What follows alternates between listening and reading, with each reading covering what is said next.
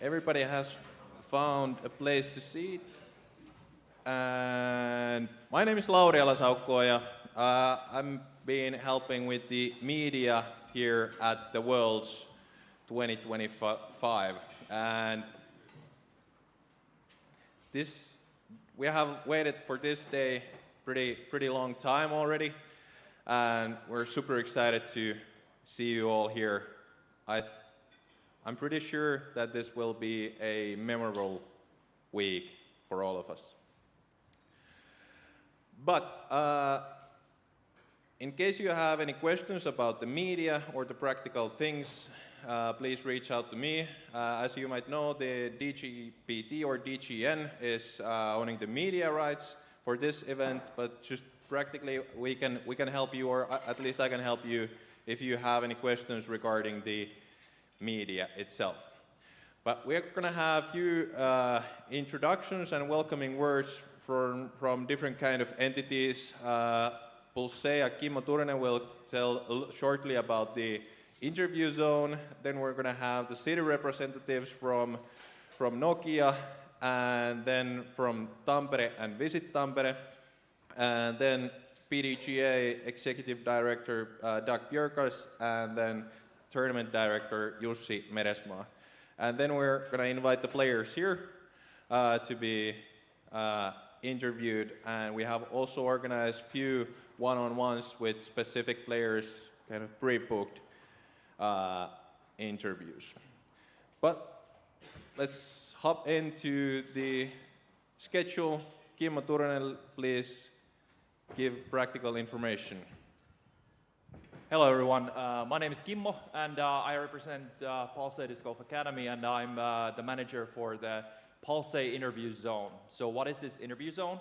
This is a zone for the media and the players to interact. So in both courses, Nokia and Tampere, we have set up tents, and we will make sure that every single media representative who is here in the great Worlds will be able to interact with the players right after the turning of the scorecards. So a great big thanks to the PDGA for making this happen, and I'm sure that this will create a very, very unique experience for the media, and we'll make sure that this coverage will be worldwide. Thank you so much. And if you have anything, any questions regarding the interview zone, please reach out straight to me, or Laura can give my information as well. Thank you so much.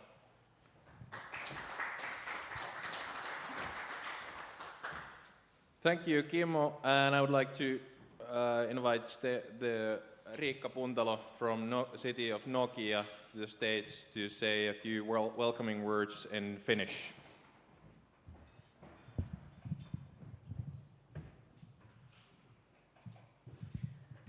Oikein mukavaa päivää teille kaikille.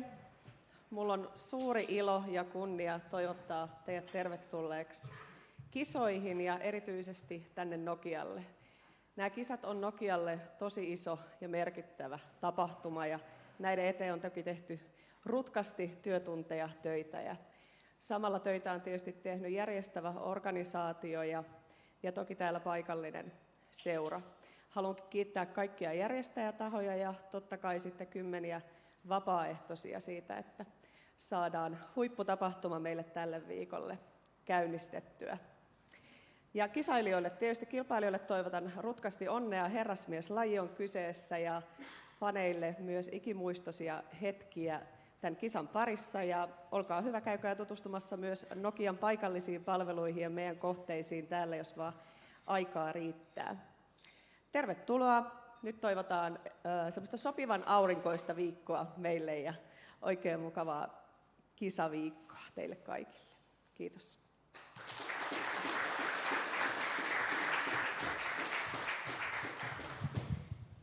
Thank you, Riikka. And then inviting the other host city, Tampere.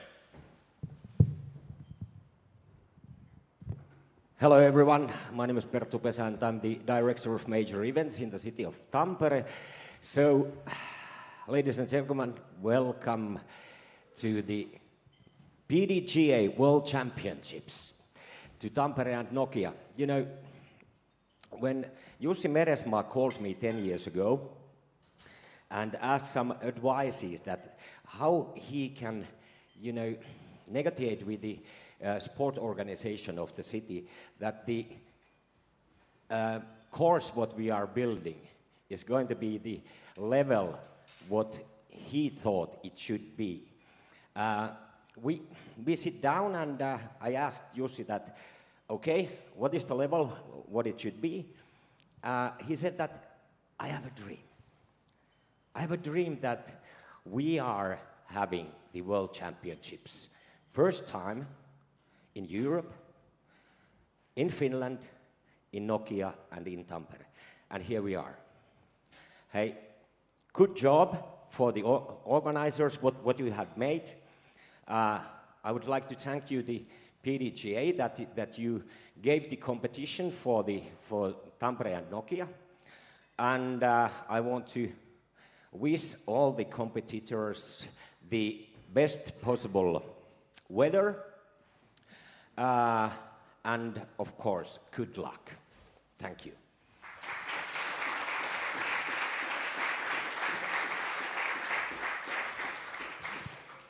Thank you, Perttu. And continuing from Visit Tampere, Tuomas has a special invite for international media.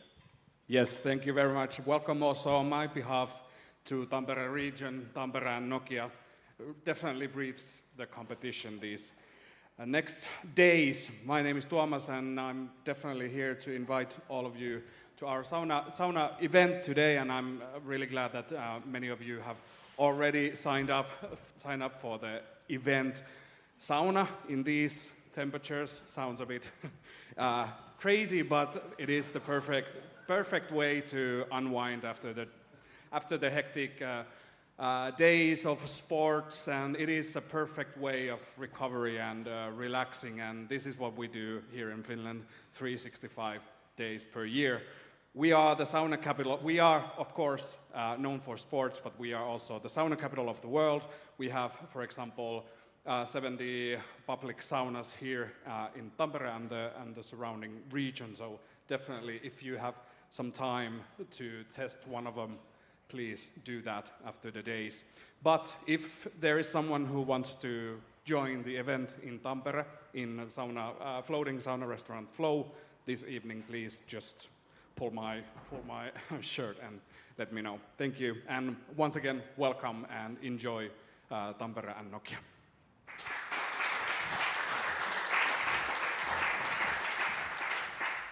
Thank you, Tuomas. And then I would like to invite Doug Jurkas from the PDGA. Thank you, Larry. On behalf of the PDGA, I want to welcome all the media that is here for this event. This is truly going to be a groundbreaking event. We have something called the ratings system in disc golf, and some of you that are media members may or may not know about this, but disc golfers are measured by their rating, and for female competitors, a top rating would be about 1,000, and for our male competitors, the top rating would be somewhere around 1060. The media efforts that I've seen here are probably about 1075 rated. So you guys, everyone that's here that's covering this sport has just been phenomenal. This really is the most impressive group of media that I've ever seen at a World Championships. We have never had the World Championships in Europe, making the choice to have it here in 2025, led by recently inducted Hall of Fame member Jussi Meresmaa, is one of the best choices the PDGA has ever made as far as awarding a major. And welcome to the event. Enjoy it. What you're seeing here is truly groundbreaking. The professionalism that's been put into this is magnificent. Again, on behalf of the organization that sanctions and governs this sport, the Professional Disc Golf Association, welcome to the event. If any of you have questions about the PDGA, the best place to go to is find somebody that has one of these green and blue shirts on, or you can go to pdga.com for more information. Thank you for being here.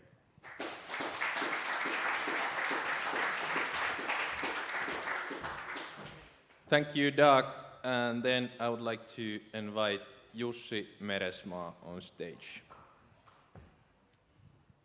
All right, first in Finnish. Eli mulla on 2 asiaa vielä mun työlistalla tässä kilpailussa, ja toinen niistä on tämä puhe, ja sitten vielä illalla avajaisten toinen puhe. Eli ollaan siinä mun unelman ihan loppumetreillä, ja tietenkin unelma kuuluu meille kaikille, eli mä toivotan omasta puolestani kaikki tänne, niin median edustajat kuin kilpailijat ja tietenkin fanit, niin oikein tervetulleeksi maailman ensimmäisiin Yhdysvaltojen Pohjois-Amerikan ulkopuolella oleviin MM-kisoihin. Nämä kilpailut luonnollisesti ei ole yhden eikä kahdenkaan henkilön niin kuin työn tulos, vaan meillä on ollut tässä mukana niin kuin oikeasti satoja ihmisiä tekemässä tätä tapahtumaa isolla teellä. Ja tosiaan nyt ollaan ihan niin kuin viime metreillä. Mä haluan kiittää tässä vaiheessa tietenkin sekä Nokiaa että Tamperetta. Ilman teitä ja teidän fasiliteetteja ja apua, niin tämä ei olisi ollut millään tapaa mahdollista. Ja tosiaan nyt ollaan täällä. Nyt on aika nauttia kilpailuista. Pelaajilla on tietenkin oma roolinsa, joka nähdään kohta. Tervetuloa minun puolesta. Kiitos. So, I have 2 tasks left for this event, one being this speech and the other one tonight at the Tampere City Plaza. So we're almost there. I said yesterday that we're 99% done. We're now 99.9% done. So now it's time to enjoy. So I want to welcome and invite all the media, the fans, and also all the players to enjoy and perform this groundbreaking first ever disc golf World Championships outside North America. Even this was my dream. This dream could never happen without the help of the cities of Tampere and Nokia. So big thank to you. Without you, this would not be possible. But I'm going to leave the stage now for the players. So please, our invited players, can you come over here for the actual press conference? Because I know that the media wants to know all about you and your... Yeah. We have Colin Handley, Evelina Salonen, Niklas Anttila, Gannon Burr, and Isaac is coming. Thank you. Typical. Yes, sir. Okay. All right, so I'll start in English. We have players here. Please, who got the first question? Myös suomeksi voi kysyä, eli nyt on pelaajilta mahdollisuus kysyä kilpailuliittoon. Otetaan sieltä. Okei? Okay. Hi there. First, I have a question for our international players. So obviously it's an historic moment, and but I would like to know that what stands out to you here in Finland, and have you noticed any differences in the venue or the overall vibe compared to tournaments in the US? Yeah, I mean, coming here for the World Championships is a dream of mine. I've been saying it for a while now. I think it's going to be the best World Championship for the next 5 years. So, I mean, the amount of work that's put in, obviously, huge shout out to Jussi for all the work that he's put in. It's just something special here. The sport is very professional when we come over here, and, you know, it's just beautiful. All the courses are manicured to perfection, and you can really tell the amount of attention to detail put into all the course design and all the work that's put into here. So, I just can't wait for this weekend.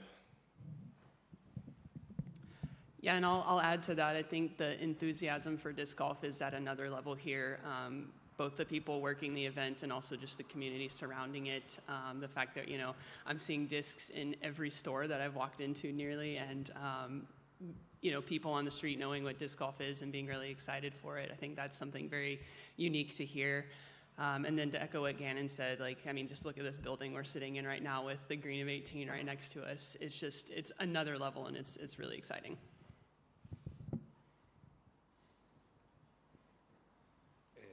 Yes, I have one question for both Finnish players, Evelina and Niklas. Does the fact of being Finnish and having a whole nation on your shoulders, does it boost your performance? Is that a responsibility? How do you handle the fact of so many people putting your illusions on you? I mean, of course, at least me, I feel all the pressure and expectations, but I think I'm just so proud to play front of all Finnish people here, and I think we are getting so much positive energy from them. Yeah, I agree. I think that's my motivation. I see so many Finnish people coming to this event every time, and they want to see Finnish people to do good in this tournament and maybe even win. So I will use it as a motivation, and yeah, I just can't wait to be on the first tee.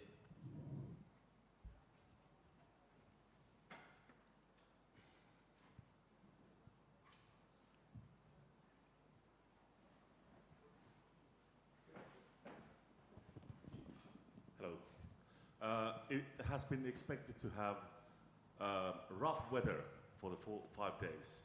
How do you think it will affect your game, or will the players who have more experience have an advantage on those circumstances? Thank you. Here, I can go first.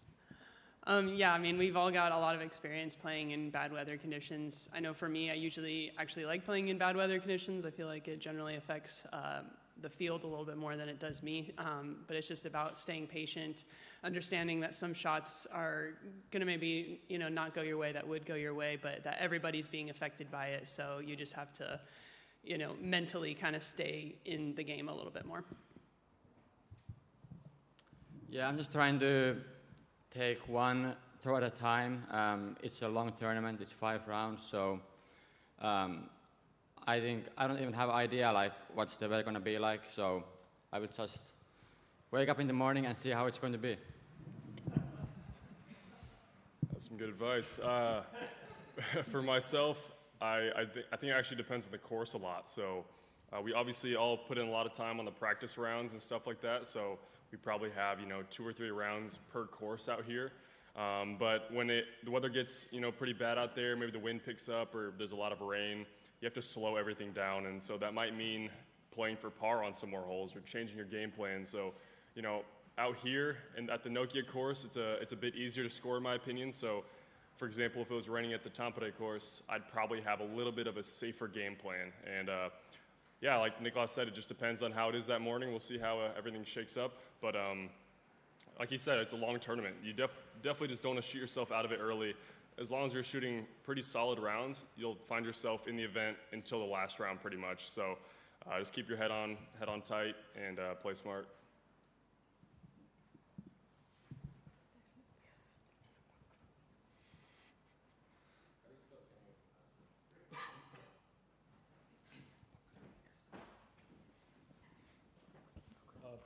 This one goes to the players and for Jussi also. The future of the sport, this is a great event. How do you see the future in regards of the Olympics? Do you have dreams to play in the Olympics someday? And for Jussi, where is the sport now? What steps does it have to take in order to start lobbying and start trying to get to the Olympics? Thank you. I think this is the first step. Disc golf needs to be played everywhere in the world, just not in one country. I think what people are doing in Finland and Estonia at the moment is what people need to do in everywhere if we want to be in the Olympics. So it's a good first step in my opinion. Yeah, I mean, I 100% agree. Even just the last couple weeks in Europe have been absolutely incredible and completely different than what we've ever seen in disc golf before.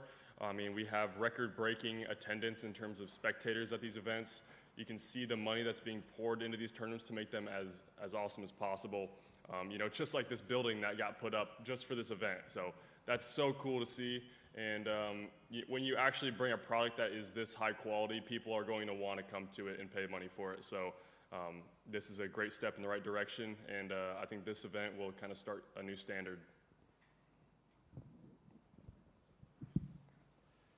Okay, yeah, I will look this question from my perspective. So my role is as a promoter, to build the stage, and this is the biggest stage that we could ever build.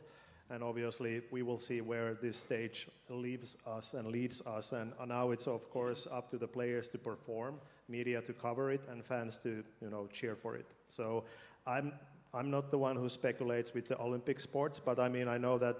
For example, Evelina and a couple others are going to the World Games after this, so we're taking those steps in the eyes of the outside the sport. I mean, disc golf has been played for quite a long time. I mean, almost 50 years, I would say. But I think that we are just now about to hit to a mainstream level organizing these events, like Niklas mentioned, the Disc Golf Festival in Estonia. So I think that we just need more professional level organizers and of course more media coverage. Thank you. Hi. Hi.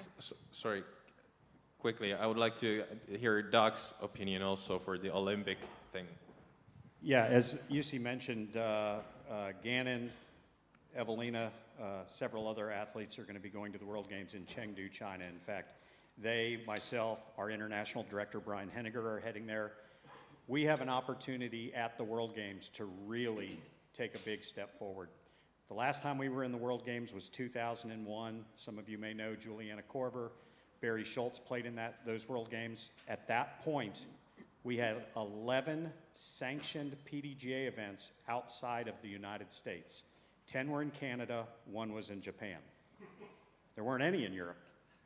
And last year we had sanctioned events in 57 different countries. So we are primed to show the world what disc golf is all about. Sports like lacrosse, squash, I hate to say it, breakdancing, all got their start at the World Games and then they proceeded on to the Olympics. So I think the future is very bright. I think we've got some great athletes that are attending, Evelina, Gannon, as well as many others, and I'm confident that we are closer than we've ever been, and I'm excited to see what happens.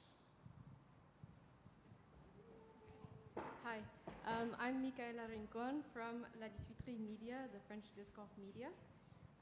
Here at this year's World Disc Golf Championships, there are over 50 nationalities playing. How do you guys see the sport growing in Europe, and what do you guys think can be done to make it flourish even more?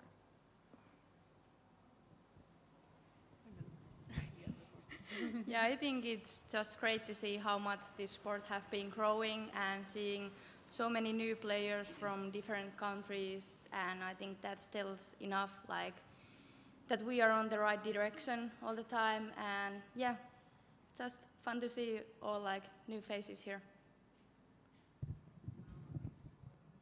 Yeah, I think it's pretty crazy just even driving into the property today. When you look up and see all of the different the nation flags, it's pretty crazy. This is only my second year here in Nokia, but I remember last year there was not this many flags. So every single year we seem to have more countries represented at this tournament, and that's just something special to see.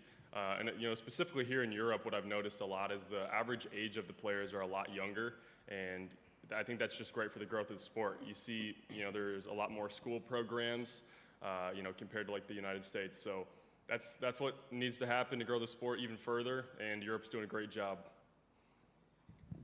Yeah, and I'll add to that, there's a lot of organizations that have been making an effort to build courses in countries that don't have them yet, thinking like the Paul Macbeth Foundation and UPlay, and I think that's really at the kind of grassroots level where we need to start. We need to make disc golf very accessible, because that's what people fall in love with, right, is playing the sport, and then they get into spectating the sport. So continuing to just put in beginner level courses as many places as possible.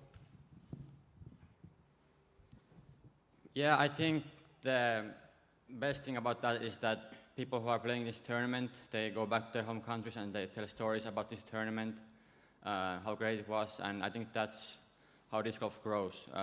Tell stories about events like this, how it's professional, how it's nice out here, and I think that's the best way to grow the sport. Hello, Christian from OTB. As we all can see, this is the biggest event that disc golf's ever seen. So many people will see disc golf for the first time because of this event. What is the magic of disc golf? What's so unique to disc golf for you guys? Yeah, I can go first. I think for me, I found disc golf a lot later. I was 24, 25 when I found disc golf, and it was kind of just an on a whim thing. So it's funny to think back that I'm here now when it was, I just walked into a sporting goods store and bought a starter pack. So it's crazy where disc golf has taken me. And I just feel a lot of gratitude for the sport because of that. I'm not working a desk job. I'm getting to be outside all the time and do something that I love. So for me, it's that freedom. It's that getting to experience new things.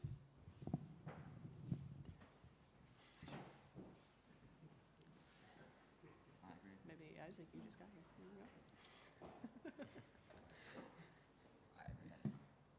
Could you repeat the question one more time? Sorry. Yeah, what's so unique, magical about disc golf for you? Yeah, I mean, for me, a big thing was it's a solo sport. I played a lot of team sports growing up, and you can kind of maybe blame your teammates for bad play or good play, but the solo sport aspect for me, I can always, it's always on me if something bad happens. So it made it really easy to make adjustments, make corrections, and always improve my game. I was always kind of blessed with a big area to throw, even where I lived. So when I was 10 years old, I just threw for probably 5 to 6 hours a day because I had a big open space in my backyard. And I just fell in love with the flight of the disc. I've always loved, I guess just launching objects. So that was just a super fun way to pass my time. And I've stuck with it, and I'm so glad I did. Sorry I'm late. Good to be here. I think one of the things that stands out to me that I just love about disc golf is the community aspect of it. For me, it was a family sport growing up, and I never thought I would be here today, like where I am. And a lot of my closest friends have come from disc golf too. So for me, that's kind of the special thing that stands out to me about it. And now I'm just so lucky to have it as a career and to be surrounded by all these competitors as well. So. Yeah, for me it's same with Gannon. I just love the solo aspect of disc golf, and I also like that I can go play anytime I want. I don't need my team to be around me to go to practice or go to tournaments or stuff like that. And then I love to be in the nature and do stuff outdoors. That's a big thing for me.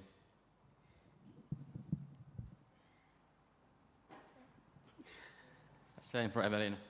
Evelina just loves destroyers. Hello guys, Topias Mikkonen from the Finnish news agency. Let's talk a little bit about the tournament. Obviously Isaac, two-time reigning champion with backhand only. I've talked about with them, and I think everyone here thinks that the modern disc golfer is a versatile player that has everything. I've seen you throw forehands, but rarely in tournament. Those 2 world championships you have won with backhand only. How do you think that's possible, and can you do it again? And then for the rest of you, could you win with backhand only, and how do you think that one-dimensional play has gotten Isaac so far? Thank you. Yeah, I do think it is possible again. I sure hope so. Yeah. For me, I just practice the backhand so much. It's where I grew up. It's my dominant way of throwing, and I've perfected it to where I know exactly how it's going to feel every time. And actually, when I practice my forehand, I find that my backhand kind of it's not as good. So I have to find the right balance of a serviceable forehand, because I do think you need a forehand, especially out at the monster courses like that where you're going to be in the rough and you're going to be scrambling. But having your greatest asset be your best throw, I think, is how I look at it. And so I just try to always keep the backhand very accurate and then keep the forehand to a serviceable. Serviceable. Yeah, I mean, I would like to think I'd have a okay chance to win playing backhand only, but he made a good point where when he does practice his forehand, his backhand actually gets worse. And I definitely find that in my game quite a bit, where there's a lot of backhand shots I don't feel very comfortable with because I almost 100% of the time throw a forehand shot. And so when you are almost forced to throw backhand only, you do learn these, extremely high skill level shots and are able to replicate them, more often than the forehand players. So I definitely think if that's all you do, you can definitely become a perfectionist. The backhand is also a shot that has more spin on it, and you can, control more angles with it. So there's a lot more you can do with a backhand shot than a forehand. But I do think the forehand is very important, at least for my game as well. It does a lot better in wind instead of throwing a backhand turnover shot. So there's many different areas where the forehand is definitely important, especially scrambling, like in the woods, when you can lean out of maybe the left side of the fairway or off the fairway and then throw a forehand shot. That's when it's super important. So there are times where I walk up to a hole and, because I have a pretty solid forehand, I know I'm probably going to get a birdie there, where a backhand player might have a tougher time, but it also goes the same way for backhand gaps. So I think overall it evens out. It's definitely important to have a well-rounded game, but if your backhand's good enough, you can pretty much shape any line. Yeah, I think that's kind of the beauty of the sport is you have so many different styles. And I think as players, it's important to lean into your strengths. I know I, for one, am not winning anything backhand only. Maybe if I had Isaac's shot shaping skills, I could. But yeah, just leaning into those strengths because that's what's going to, you're going to be able to execute when you've got the emotions and the pressure on you. And so I think most players, if you really dig into their game, they don't throw every single shot. They throw like maybe half the shots or like a small number of shots that they're very good at, and that's what they're able to find success with.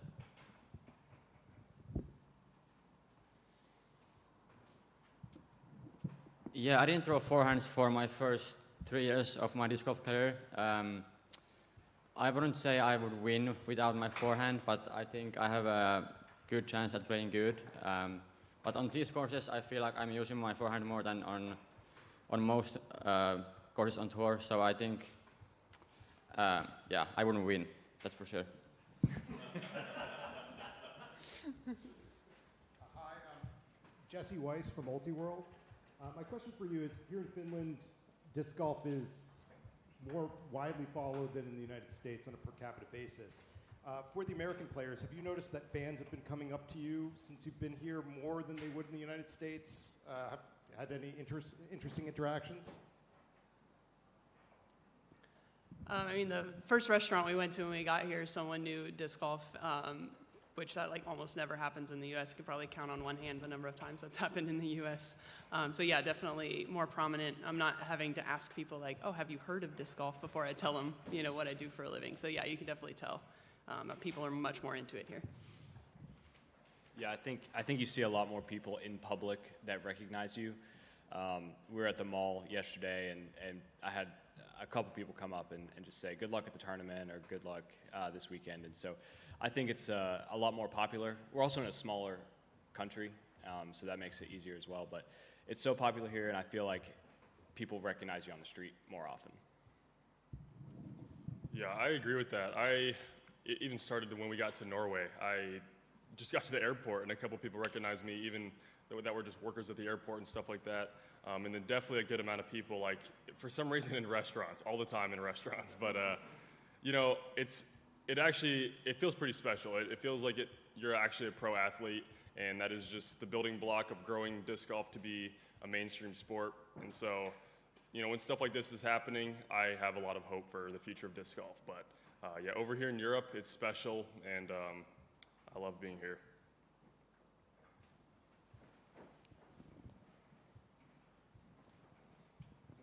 Hi, Kimmo from Palsay Disc Golf Academy. Question on your practice routines. Did you change anything for this special event, or is it just your regular day at the park?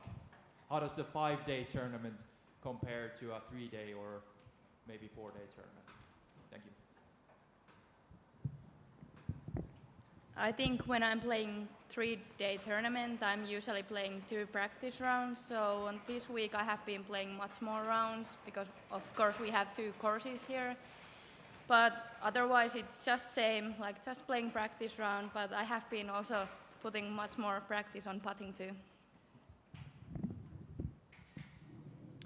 I feel like for me, it's tough to find a good balance. I know the last World Championship, I wanted it so bad, and I played way too much disc golf. I think I played like 4 practice rounds at each course, so 8 rounds in a week is just way too much, too hard on the body. So I definitely have taken a couple days off, forced myself to not throw, and then maybe on those days just practice putting to keep it pretty light. But I think a big thing for me is just whether my game's feeling good, and sometimes no amount of practice will fix that. And so I'm actually a pretty, analytical player. Well, I'll actually look at my form and study stuff like that to see what mechanically is going wrong.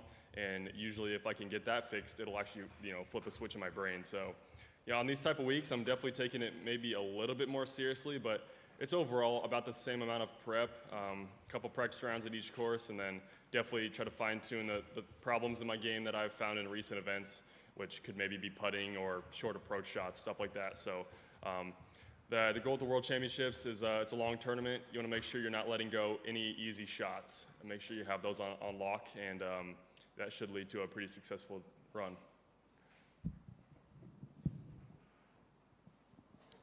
Terry Miller here with Disc Golf Network. There's been a lot of praise. We're clearly raising the bar for this to be the greatest Worlds that we've ever seen to date. The question is, let's look ahead. What do we need to do next for the bar to get raised yet again in the upcoming years?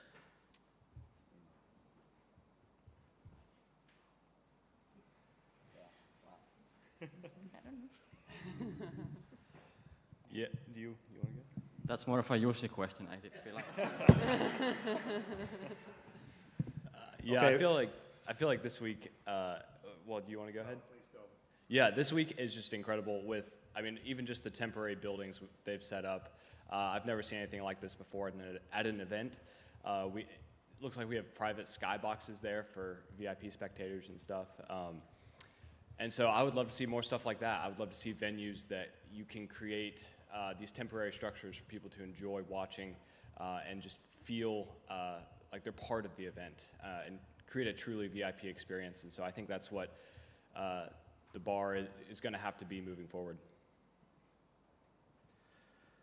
Yeah, I'm not going to comment what needs to be done next, but obviously this is just one step ahead, and I'm sure that this will be topped one day. I mean, all the records will be broken eventually, and this is just our vision how the professional disc golf event should be looked and run. We have 2 more questions. Time. Nelson from PDGA Europe. So this question is for all of you, but more specifically to Isaac and Evelina. Which holes are you guys going to ace this week? Thank you. Could you repeat that last part? Sorry. Holes are you guys going to ace this week? You want to take that first? Okay, I'm dreaming to ace that hole. Is it hole 15 here? It's par 4 for FPO. Always going for the par 4s. Yeah, I think that would be so cool. For me, it would be hole 8 at the Monster. That tight tunnel shot all the way down. I think that would just be a picture-perfect ace. One more question.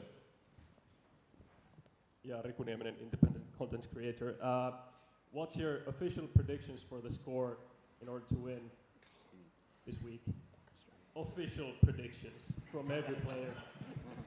My official prediction, I think, depending on weather, but I'm gonna say 44 under par, but I think it could be anywhere between 40 under and like 46 under.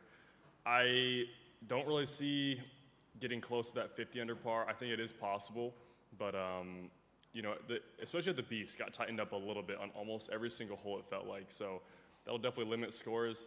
I was kind of talking through it. We played 3 rounds here at the Beast in Nokia, and I think 1 to 3 players can probably go 30 under over those 3 rounds only at this property. So that means if you're shooting, maybe 6 to 7 under par both rounds at the Tampere course, that should get the job done, in my opinion. I don't really see a world where below 40 wins, in my opinion. I think if the weather holds up like it has been this whole week, I think 45 will win. My goal is to get to that 40 mark and to be in contention, all 5 rounds, but I think you're going to have to shoot mid-40s. I think 44 as well. In FPO, I think 25 under would be pretty solid. I'm always so bad at this question. I think if the weather's really bad, it could be 20. I think if the weather ends up being really good, it could end up being closer to 30. So maybe I'll say 25 too. Okay, thank you. Couple more notes. Brian Henniger first. Hey, I'm Brian, the PDGA International Director. I just wanted to respond to the questions on the Olympics. First of all, we've taken a big step towards the Olympics and its model of inclusivity of as many countries as possible this year by changing the qualification system for this event and having the first tier be the best player over a certain ratings threshold in both MPO and FPO. And that's why you see players, a handful of players with ratings in the 950 or FPO 830, 840 range, because those are the best players in their countries. They were registered as pros last year, and they played at least 3 PDGA events. That was the standard. And that has taken us from what used to be 12 to 15 nations represented at the Worlds to 45 is the final number this week. We are going, as Doug said, to the World Games immediately following this event. The organization that gets us into the World Games and that could, in theory, get us eventually into the Olympics is not the PDGA, it is WIFDF, the governing body for the world of disc sports as a whole, including Ultimate. And WIFDF is an IOC and Sports Accord member. And we have been long talking to WIFDF about you've got to get more focused on disc golf because you are too Ultimate-centric, and we're slowly but surely winning that battle. Reference the evolution of the World Team Championships, which had 23 countries journeying all the way to Australia late last year, and the fact that we're back in the World Games next week. So that is the evolution. Now, if you Google, for example, what does it take to get your sport in the World Games, you'll see, first of all, it is the host countries that decide it. Second of all, you'll see that there are a bunch of sports that have gotten into the World Game, into the Olympics, and then have been removed from the Olympics. It's extremely competitive. There are other dimensions, such as how many countries is your sport truly active in? And while we have affiliations with 53 countries at the moment, really in terms of legit level disc golf organization, it's about between 35 and 40. The rest are just tiny. One small gang of players playing on one course or maybe a few homemade baskets. And there are other countries in the pipeline: Bulgaria, Greece, Romania, Cyprus, Hong Kong, Panama. That's the next group of countries that is going to become PDGA affiliated. Now, there are certain things in the Olympics that say you really should be active in 80 countries. We're on our way there.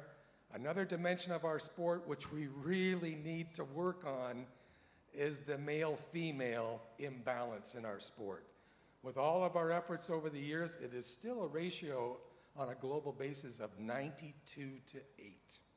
So we all have to work much harder on that. And through a combination of the different things I've been talking here, hopefully we will get there. But understand, every sport wants to get there. There are only so many athlete places at the Olympics. We have 32 athlete places at the World Games, 16 countries times 1 male and 1 female playing mixed doubles. That's a long ways from a big singles disc golf tournament, but that is how you get your foot in the door, and eventually hopefully we will make it all the way to the Olympics. Thank you very much.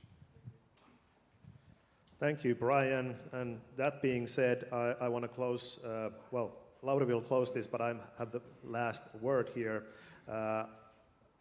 My goal and my mission is to make disc golf a global sport. So this is exactly my biggest step. I have been involved with that mission. It's obviously ever-evolving mission, but this is a huge step to my mission. And this would not be possible without the PDGA, because they are the global organization for disc golf. So my last thank you will go to the Doug, Brian, and the whole crew of PDGA and the PDGA Europe, because you are governing body of this magnificent sport. So thank you for supporting us and being for here. Thank you.